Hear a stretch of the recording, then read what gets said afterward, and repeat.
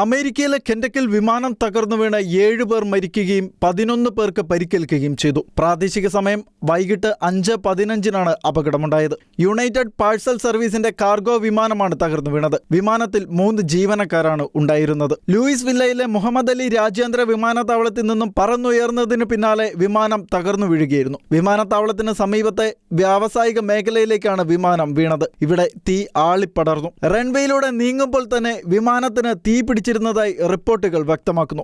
അപകടത്തിൽപ്പെട്ട വിമാനത്തിന് 34 വർഷത്തിന്റെ പഴക്കമുണ്ട്. വിമാനത്താവളത്തിന് വടക്കുള്ള ഒഹോയോ നദി വരെയുള്ള പ്രദേശങ്ങളിൽ ഷെൽട്ടർ ഇൻ പ്ലേസ് ഓർഡർ നൽകിയതായി ലൂയിസിലെ മെട്രോ ഏജൻസി സർവീസ് വ്യക്തമാക്കി. UPS കമ്പനിയുടെ ഉടമസ്ഥതയിൽ 1991 പുറത്തിറക്കിയ വിമാനമാണ് അപകടത്തിൽപ്പെട്ടത്. വിമാനത്തിൽ 38,000 ഗാലോൺ ഇന്ധനമുണ്ടായിരുന്നത് അപകടത്തിന്റെ വ്യാപ്തി കൂട്ടിയെന്ന് റിപ്പോർട്ടുകൾ സൂചിപ്പിക്കുന്നു. പെട്രോളിയം വസ്തുക്കളുടെ റീസൈക്ലിംഗ് നടക്കുന്ന മേഖലയിൽ വിമാനം വീണതിനാൽ വലിയ തീപിടുത്തമുണ്ടായതായും 11ഓളം പേർക്ക് പരിക്കേറ്റതായും കെൻറ്റക്കി ഗവർണർ ആൻഡി ബിഷെയർ അറിയിച്ചു. സ്ഥലത്ത് രക്ഷാപ്രവർത്തനം തുടരുകയാണ്. ഇന്റർനാഷണൽ ഡെസ്ക് ഷെക്കേന ന്യൂസ്.